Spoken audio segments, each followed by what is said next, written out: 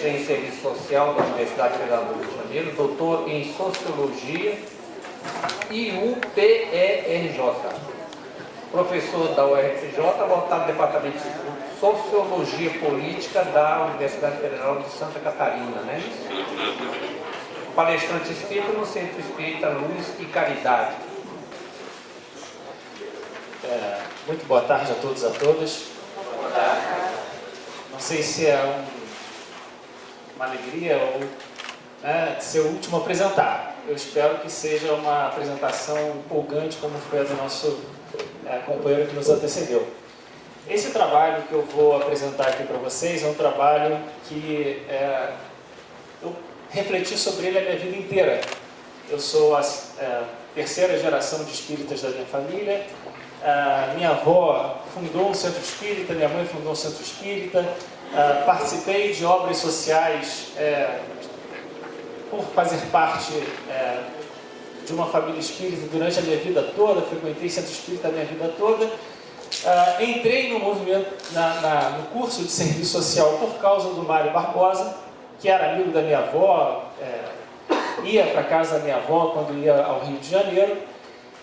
E ele faleceu quando eu estava entrando na universidade. E, como muitas pessoas que entram no curso de serviço social, têm a vontade de fazer essa interlocução entre a assistência social e a assistência social feita pelos espíritas. E eu demorei pelo menos uns 20 anos para conseguir fazer isso. Consegui fazer agora.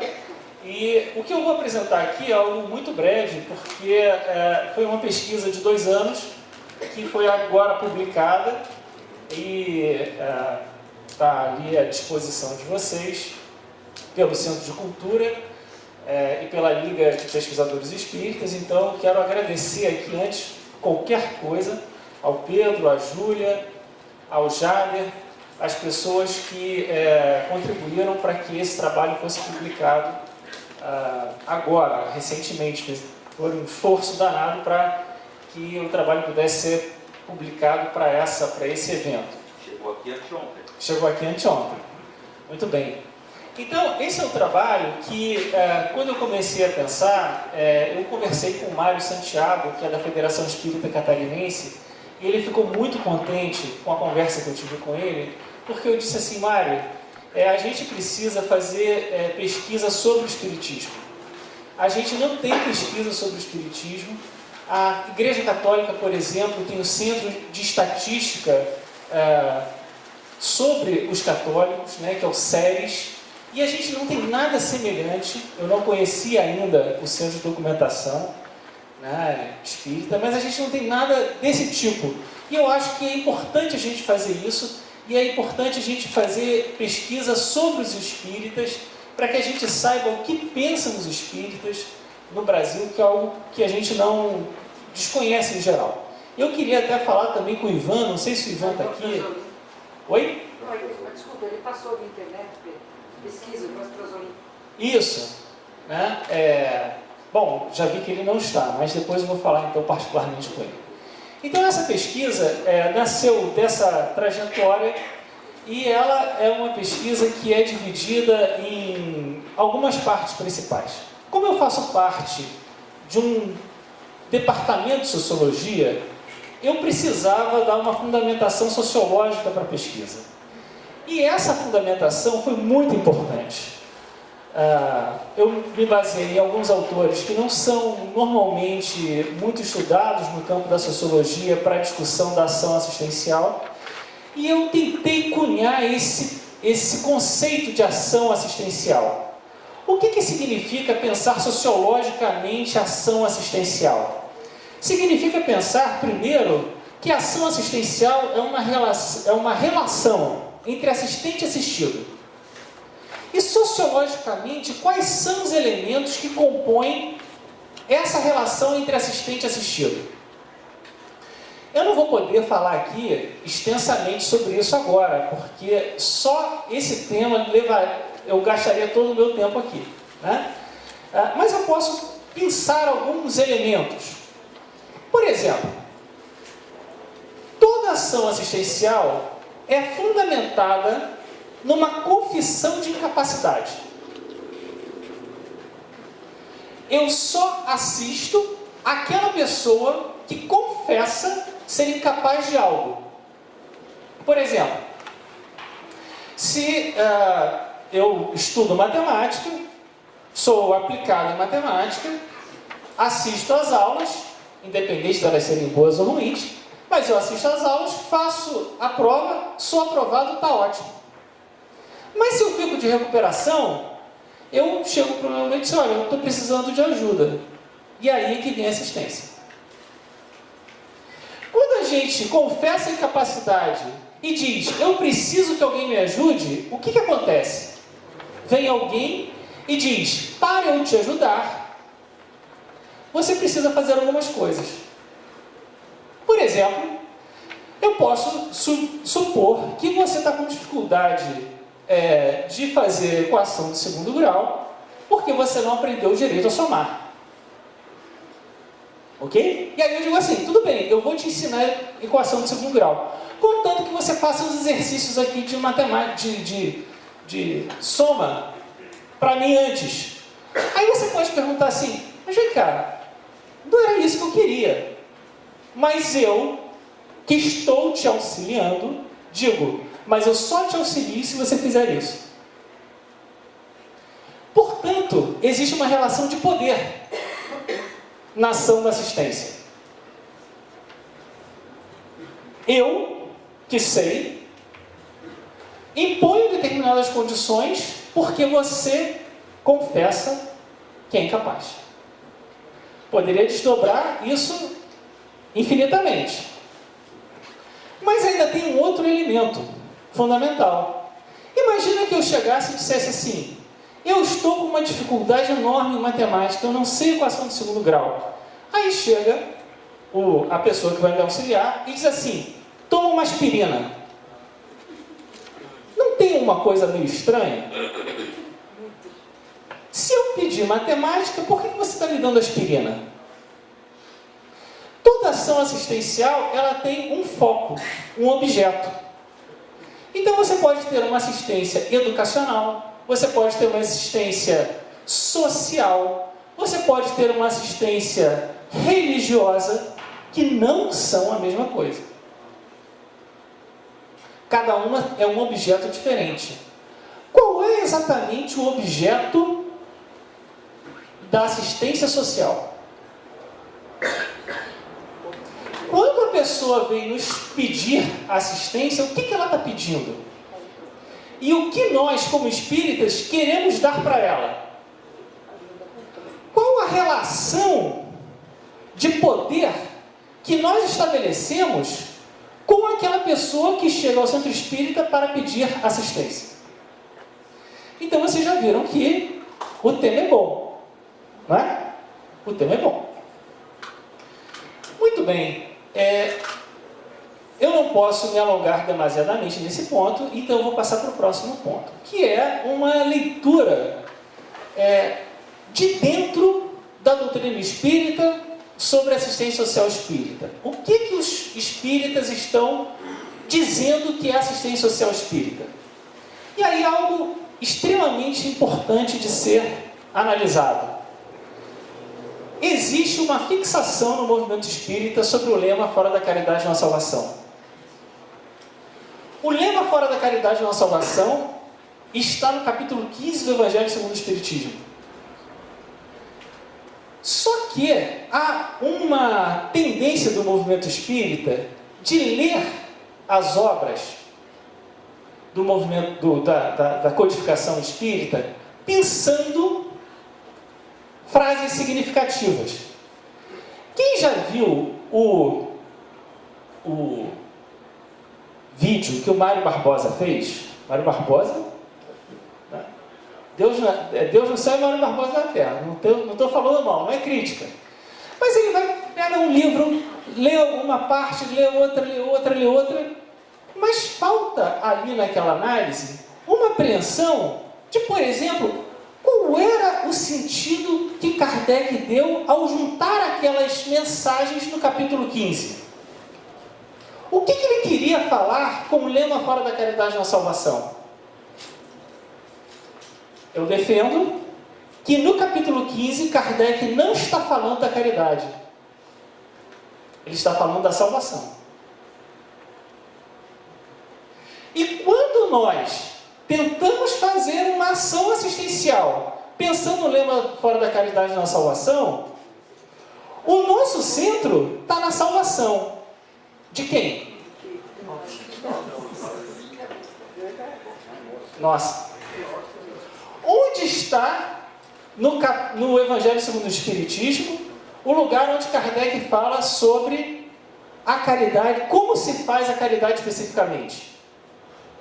Capítulo 13, em que há 4 elementos fundamentais para pensar a ação caritativa, e a assistência é só um subgrupo dentro da caridade. Quando Kardec ressalta o lema, a passagem,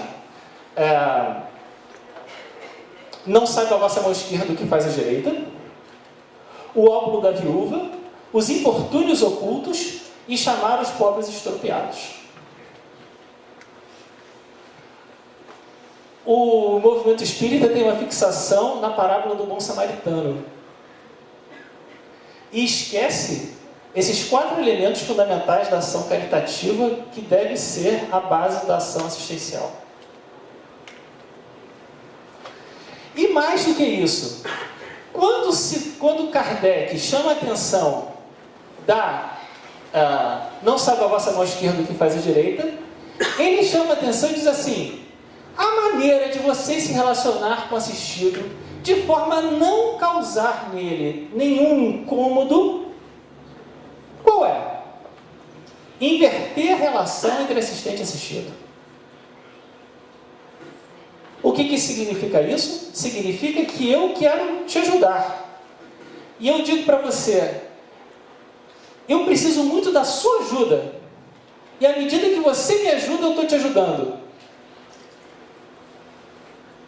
Esse princípio está incorporado nas nossas ações assistenciais. Está no SAPS. Também não está na contribuição do Mário Barbosa, também não está na contribuição do Alírio, que vão se centrar no fora da caridade na salvação, que vai reafirmar uma posição do assistente como aquele que vai levar não só a caridade material, mas também a caridade espiritual para o assistido. E quando nós fazemos essa associação entre caridade material e caridade assistencial no trabalho da assistência social espírita, o que nós fazemos? A pessoa chega lá pedindo pão. E o que nós dizemos para ela? Você precisa estudar a doutrina do Espírito. Você pediu matemática e a gente deu aspirina. Perdeu a graça, a piada. Então, essa é uma questão central que vai, a segunda parte do estudo é exatamente tentar mostrar como esses elementos, tanto da discussão sociológica sobre assistência, quanto da discussão mais endógena do espiritismo, isso se reflete nas práticas assistenciais. Então eu tive um trabalho de campo em Santa Catarina, né? Em Santa Catarina há 234 centros reconhecidos pela federação, 150 deles filiados à Federação Espírita. Então tem uma parte significativa que a federação reconhece como espírita, mas não está filiada. E nós nos centramos nesses centros que são filiados. E conseguimos fazer uma entrevista com 70 deles. E o que ficou claro? Que o movimento, algumas coisas que eu vou chamar a atenção muito brevemente. Primeiro, que o movimento espírita e os líderes, né, eu entrevistei principalmente as pessoas responsáveis pela assistência social. Elas vão reproduzir essa ideia primeiro, da dissociação entre assistência material e assistência espiritual. É preciso ver o assistido como espírito. Só assim nós fazemos assistência social espírita de verdade. E aí, eu quero lembrar para vocês aquela passagem de Jesus quando fala que o lema não é fora da igreja na salvação, é fora da caridade na salvação. Então, como a caridade verdadeira é aquela que leva o esclarecimento espírita para a pessoa? Não tem uma certa incoerência em termos? Né? Então, quando Jesus vai falar, não saiba a vossa da caridade, ele vai dizer assim, na parábola da separação entre bodes e ovelhas, né? Ele vai dizer assim, olha, preste atenção, tive fome e me deste de comer, tive sede e me deste de beber, não é isso? Ou seja, existe uma adequação entre necessidade e assistência. Ok? Muito bem. Então, o que ficou claro? Que os espíritas entrevistados, né? Não estou falando de vocês, estou falando daquele pessoal lá de Santa Catarina. Né? 5 minutos? Ou aquele pessoal lá de Santa Catarina, o que eles pensam? Eles pensam que, primeiro, embora o assistido não saiba, ele tem uma necessidade espiritual que é preciso resolver. Né? Segundo, existe, tanto do ponto de vista da metodologia do Mário, que é uma metodologia pensada para a evangelização, quanto na metodologia do Alírio, né, uma ideia de que, olha, nós vamos levar, né, do Mário, no caso da evangelização, nós vamos levar o exemplo, junto com ele, que nós vamos mostrar quem é o espírita, e nesse sentido, você coloca o trabalhador espírita como uma pessoa que se sente portador da verdade para aquela pessoa. Então você institui a hierarquia assistente-assistido. E você pode fazer uma série de imposições ao assistido. Inclusive, imposições que não aparecem como imposição. Por exemplo, o que nós verificamos em vários centros. Trabalho de enxoval. Trabalho de enxoval. Muito bem, o que a gente faz antes de dar o enxoval? A prece. Há um reconhecimento entre os espíritas que grande parte dos assistidos não é espírita. Ou seja, é bem provável que essa pessoa resolva as suas questões espirituais, religiosas, da sua maneira.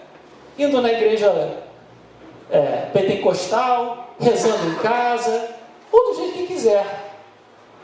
E aí é um elemento extremamente delicado de nós pensarmos.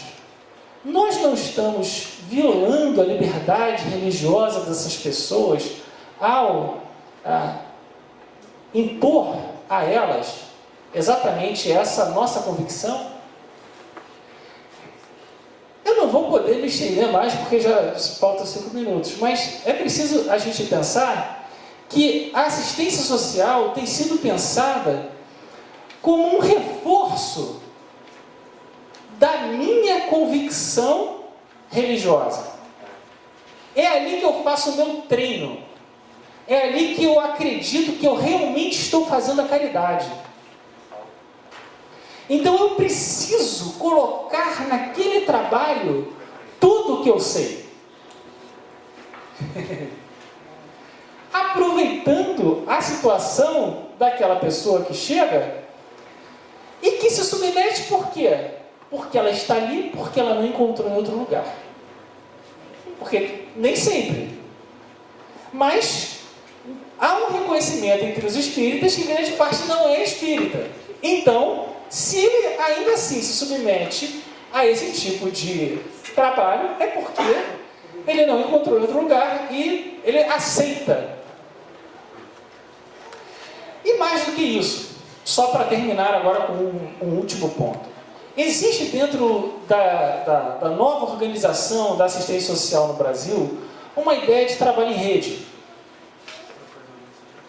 Parcerias e encaminhamentos para a rede assistencial.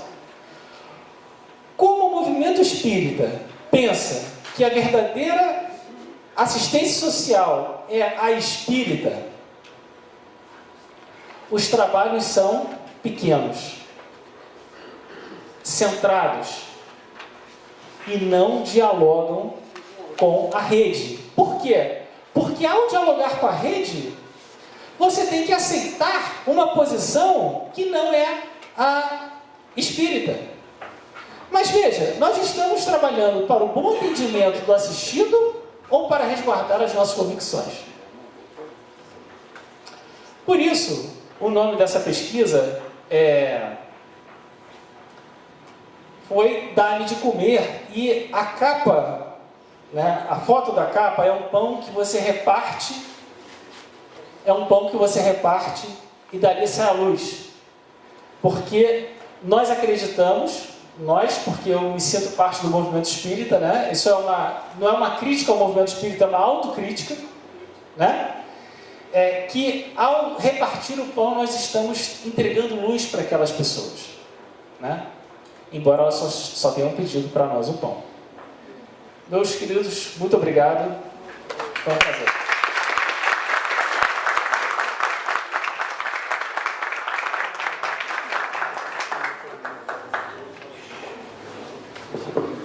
Perguntas ao Pedro Simone?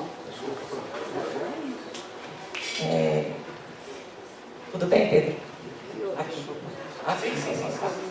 Na casa espírita em que eu trabalho, a gente tem uma preocupação justamente disso, de não levar a doutrina espírita em respeito justamente a isso que você colocou. Perfeito. Até aí, perfeito. Nós também trabalhamos com a evangelização de espíritos lá de Sacramento, que o Adriano trouxe agora há pouco. Então existe também uma preocupação com o ser espiritual, tá? Só dar o pão material, sem menor preocupação com a parte espiritual, independente da doutrina, não se leva a palavra doutrina, nem ensinamentos doutrinários, não é esse o foco, não seria pouco? Pouco para quem, né? Para aquele ser espiritual. Veja só, a grande questão é essa. A grande questão é que nós acreditamos que o que é importante para nós vai ser importante para ele. Né? Por quê? Porque ele pode também cultivar o seu ser espiritual indo na igreja dele. Então veja só. Quando nós pensamos dessa maneira, nós não vamos trabalhar o ser espiritual, a gente pode trabalhar de diversas formas. Por exemplo, existe no catolicismo a ideia da pedagogia da presença, que é exatamente um pouco semelhante ao do Mário, que é a ideia de que a sua presença, você estar ali, já é um processo educacional. Ok? Por quê? Porque a pessoa sabe que você é espírita. Você está ali, e no caso dos católicos, eles estão ali acreditando que fazer o jogo é uma ação pastoral. Porque é a familiarização. Então você não precisa explicitamente, você pode pensar nisso. Mas a minha preocupação é que a resposta dos dirigentes da assistência social é muito enfática em relação a isso, né? E se a gente pega o trabalho do Mário, e principalmente o trabalho do Alírio, é a ideia de que, olha, a gente vai semear na cabeça dessas pessoas. E depois, o resultado não é conosco. Desconsiderando um pouco quem é o assistido, quais são as suas convicções religiosas, o que ele está querendo ali. É claro que, estando na casa espírita, a pessoa pode sentir a vontade de dizer, mas eu queria saber mais sobre essa doutrina, e você vai esclarecer. Ele pode simplesmente dizer, eu posso tomar um passe? Você vai dizer, claro que você pode. Né? Mas essa vinculação que está no SAPSE, a minha preocupação é como isso institucionalmente é tratado. No SAPSE está, você tem que tratar o assistido como ser espiritual, tarará, você não pode associar uma coisa da outra, o centro é a parábola do samaritano, etc.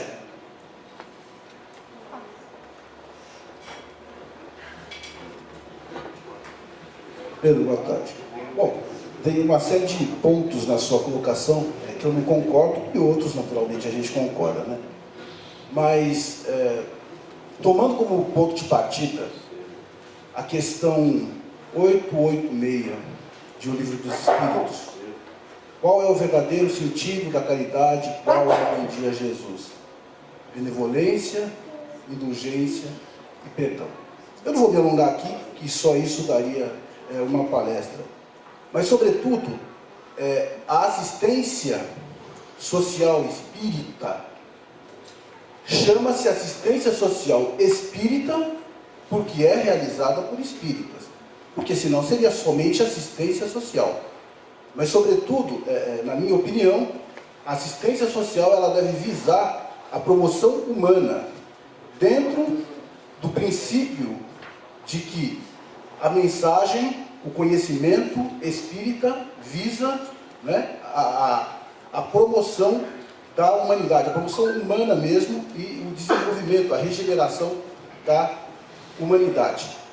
É uma mão de ida e volta, onde aquele que realiza se beneficia como aprendizado, como laboratório prático daquilo que ele aprende, e aquele que recebe, não recebe porque está adquirindo o favor de quem quer que seja, mas recebe porque ele se encontra ali na condição de um ser espiritual que terá a condição de se desenvolver também e aprender e a prosseguir como nós também queremos. Veja só, a questão do espírita é que é a minha questão principal, porque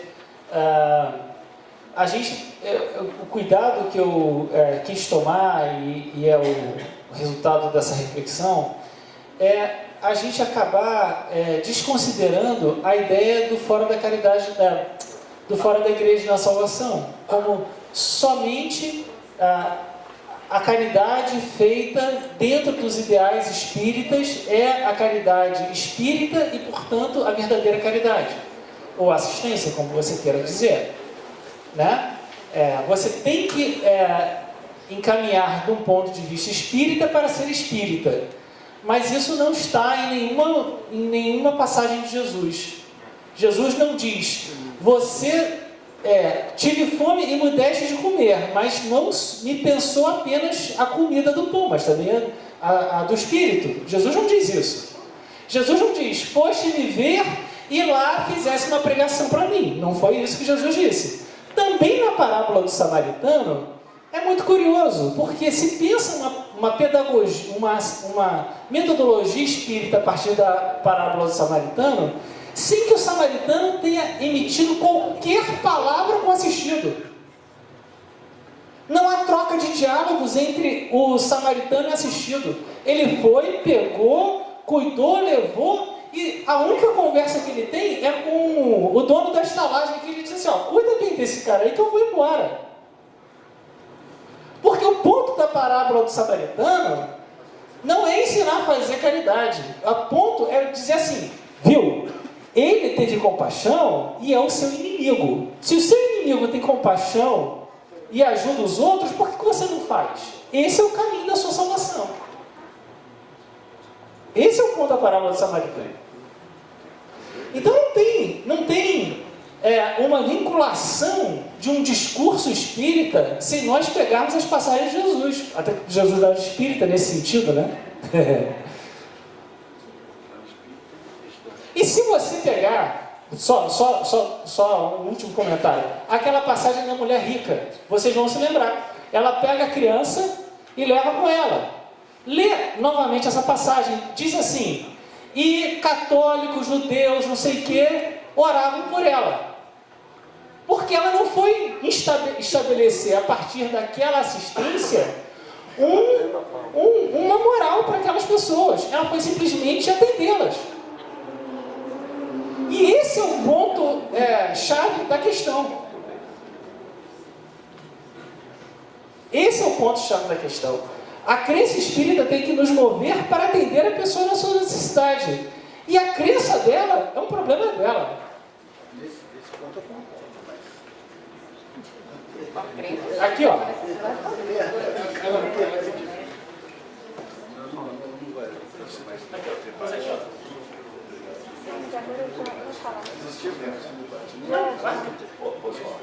Primeiro, parabéns, eu concordo com a sua reflexão.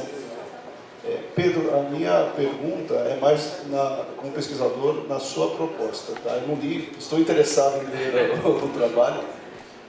O seu objetivo, além do diagnóstico que você faz, e da reflexão que você promove, você chega a sinalizar algum tipo de postura ou atitude que poderia ser um pouco mais adequada ou não, conforme as críticas que você levanta?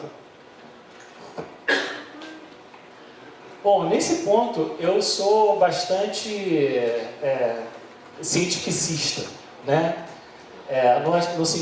No seguinte aspecto, a minha preocupação não é dizer como os outros devem se comportar, mas levantar questões para que se pense sobre elas, né?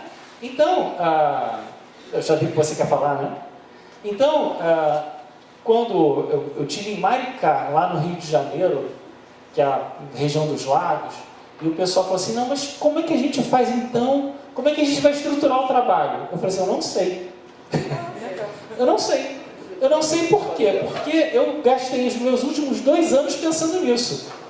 Agora, como isso efetivamente vai ser traduzido, como isso vai ser viabilizado, eu não sei. Eu acho que as pessoas têm que pensar, né, refletir sobre exatamente o que está sendo proposto hoje no movimento espírita sobre assistência social, e isso ser um trabalho conjunto. Eu não me sinto nessa responsabilidade de dizer como o movimento espírita deve se comportar. Mas a minha intenção foi, primeiro, trazer mais material sobre o que fazem os espíritas, que a gente não tinha. A única pesquisa sobre assistência social espírita que a universidade fez foi a do Emerson Jumbelli, que foi em 95 no Rio de Janeiro. E depois disso não se teve mais nada, né? Então eu acho que essa e outras pesquisas devem ser feitas, e a gente deve ter uma massa crítica sobre assistência social espírita e sobre outros temas que nós não temos também. Então era essa a ideia. Eu recebi uma comunicação do Espírito Superior, que só mais uma questão seja breve.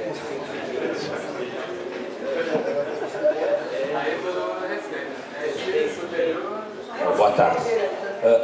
Aqui no Movimento de São Paulo, nós tivemos já várias discussões sobre assistência social em vários anos aí, né? E você levantou alguns pontos interessantes e também nós discutimos muito sobre o assistencialismo, que seria quantas cestas a casa distribuiu, quantas roupas deu, né? E houve grandes discussões sobre isso. Não há preocupação também das pessoas profissionais que só vêm a várias religiões buscar seu material? Nesses pontos que a gente tem discutido durante vários anos, né? Olha, o que eu vejo é que existe um apequenamento na assistência social espírita. Por que eu chamo de apequenamento? Não sei se eu vou te responder, mas eu vou falar sobre esse ponto. Porque a grandíssima parte das casas espíritas faz trabalho de doação de matula e de enxoval para bebê. Pelo menos lá em Santa Catarina é assim. Esse é o padrão. É o padrão. Aí eu fico pensando assim, o movimento espírita é um movimento religioso no Brasil reconhecido como o mais letrado, que agrega o maior percentual de pessoas com nível superior. E como é que nós só fazemos isso? Como é que nós não incorporamos, como parte do trabalho de qualificação do movimento espírita, de promoção, o nosso próprio expertise? Então, o diretor de uma multinacional vai ficar juntando alimento para dar a matula? Fala o que é a matula. A matula é a cesta básica. Quem conhece esse Ah, não conhece? Desculpem. A cesta básica. Não, tá joia. Muito bem. Mas não poderia fazer mais? Não poderia fazer mais? Então, as pessoas acham que a assistência social deve ser outra coisa que não o trabalho que elas fazem. Porque o que elas fazem não é assistência social. E uma última reflexão só para a gente terminar, porque os espíritos superiores a gente obedece. Se a gente fosse não fazer um trabalho de assistência social, mas um trabalho de um ambulatório de saúde, quem a gente chamaria? Médico. Enfermeiro? Serve qualquer um? Não. Se a gente fosse fazer um trabalho de assistência jurídica, quem a gente colocaria lá? E por que o trabalho de assistência social é para qualquer um? Gente, é preciso que a gente repense a assistência social espírita. Eu convido vocês a lerem o livro. Essas e outras muitas questões estão aí. Muito obrigado. Obrigado.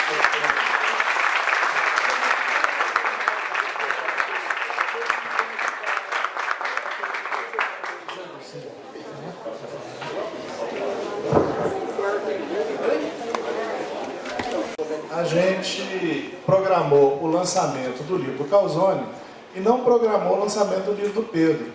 Então, para o Pedro não se sentir numa relação de poder desfavorável, eu peço a paciência de vocês por mais 5 minutos para a gente fazer o lançamento do livro do Pedro. Eu já lhe passo a palavra. Tá?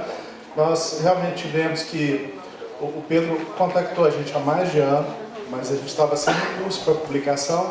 E nós trabalhamos a publicação dele nesse último mês. Eu quero agradecer muito a ele por ter aberto os canais de comunicação e a gente ter trocado imensamente ter conseguido realizar o trabalho nesse tempo recorde, que é montar o livro, que é diagramar o livro, é rever o livro 2 vezes, escrever a apresentação, verificar alguma coisa e ele está pronto aqui para vocês. Esse livro está na coleção Espiritismo na Universidade. O pessoal já falou que a coleção tem por objeto, tem por objetivo pegar trabalhos que estão sendo feitos no meio acadêmico, tá? No caso dele não é nem tese, nem dissertação, é a linha de pesquisa, que é um passo à frente, até mesmo uma tese, que é a linha de pesquisa que ele vem desenvolvendo e foi financiado pelo Conselho Nacional de Pesquisa, pelo CNPq, e a gente não tem a pretensão nenhuma, acredito que o Pedro também não, de que seja um manual ou de que seja o lugar de saber. Tá? É uma reflexão sobre assistência social e eu acho que o Pedro vai ficar feliz, vou parar de ficar botando palavras na sua boca, tá? se ela for objeto de discussão, de debate dentro das casas espíritas. Talvez esse o objetivo dele ao buscar para publicar dentro do centro espírita, porque eu tenho certeza que ele conseguiria publicar esse trabalho lá no seio das livrarias universitárias, das editoras universitárias. Né? A gente lê o livro, eu escrevi uma apresentação instigante, uma apresentação que abre o diálogo. Acho que o livro, com a nossa coleção, está muito ligado ao primeiro volume, que é o Voluntários, que está esgotado já, e com esse aqui, que é o Ser Voluntário, Ser Realizado, que é a pesquisa do Yuri, tá? De uma perspectiva da fenomenologia, onde ele estuda voluntários de um centro espírita, inclusive voluntários católicos. Tá? Então tem muita coisa para a gente ver. A relação com o Estado está mais no Voluntários, que já é uma creche que trabalha com o Estado e já tematiza a questão dos conflitos entre governo e movimento espírita, entre outras coisas. A coleção, ela tem aí disponível para todo mundo. Unir para Difundir, que é o trabalho do Jefferson Bettarello, onde ele estuda o movimento espírita de Franca e a ação de uma federativa no crescimento do movimento. É da área de ciência da religião. O Marcelo Freitas Gil fez um trabalho de história social que chama o Movimento Espírita Pelotense e suas raízes sócio-históricas e culturais, lá do Rio Grande do Sul. E a Nadia fez um trabalho belíssimo, gostoso de ler, chamado Fogo Selvagem, Alma Domada, onde ela estuda a cultura de Uberaba, a construção do Hospital do Pênfigo e tudo que é falado, tudo que é construído socialmente sobre o Pênfigo dentro do movimento espírita e fora dele, na região. É um trabalho belíssimo esse. Tá? Foi a tese de história, na área de história que ela defendeu. Esse aqui não tem nada a ver com a coleção. É Os Procuradores de Deus, da Hermínio Miranda. A Isabel chegou para mim: você vai falar dos livros? Vou. Então fala do livro do Hermínio. Então vou falar. É o primeiro livro que Hermínio Miranda escreveu. Tá? E assim, a gente encontra, eu tô na metade dele mais ou menos, a gente encontra em núcleo quase tudo que ele vai desenvolver ao longo dos 50 anos depois que ele lançou esse livro. É um livro muito gostoso de ler. Ela falou que já vendeu 6.500 exemplares assim, imediatamente. Então eu estou recomendando a todos nós. Devia recomendar porque o Adilson falou que encontraram o livro, o primeiro livro de Hermínio Miranda, mas ele não referiu ao nome do livro. Então vale a pena dizer que inclusive está à disposição. Os Procuradores de Deus. Tá? Eu vou passar para o Pedro, se você quiser falar mais alguma coisinha do seu trabalho. Então, só queria agradecer ao Jader Agradecemos a paciência sua, né, desse ao Pedro. tempo aí até a gente conseguir. Pois como o Jader falou, esse trabalho é trabalho de pesquisa. Eu sou professor da Universidade Federal de Santa Catarina e docente há 20 anos. Então, agora eu consegui fazer esse trabalho, é o meu 4º livro. Né? Eu sempre trabalhei dentro da área da assistência social e da área da assistência religiosa, que é algo um pouquinho diferente, e também tem 2 publicações nessa área. Eu não sei mais o que dizer, porque eu não quero ficar aqui também, né? Mas, assim, a minha pretensão com esse livro é que exatamente ele fosse lido, discutido. Acho que há muito para ser discutido dentro do movimento espírita sobre a ciência social. Eu queria dar a minha contribuição, e essa é apenas uma contribuição, entre outras que eu acho que são absolutamente bem-vindas. Não acredito no lugar da verdade, né? A minha posição é a posição de quem pôde estudar e se refletir sobre esse tema e apresentar essas reflexões publicamente. Então, críticas são bem-vindas, discussões, contra-argumentos. O próprio Jader, na apresentação, faz uma série de ressalvas ao texto. Está tudo certo. O lugar do conhecimento, num certo sentido, do conhecimento acadêmico, não é o lugar das certezas, é o lugar das dúvidas. São as dúvidas que fazem com que o conhecimento avance. Tá certo? Então, muito obrigado.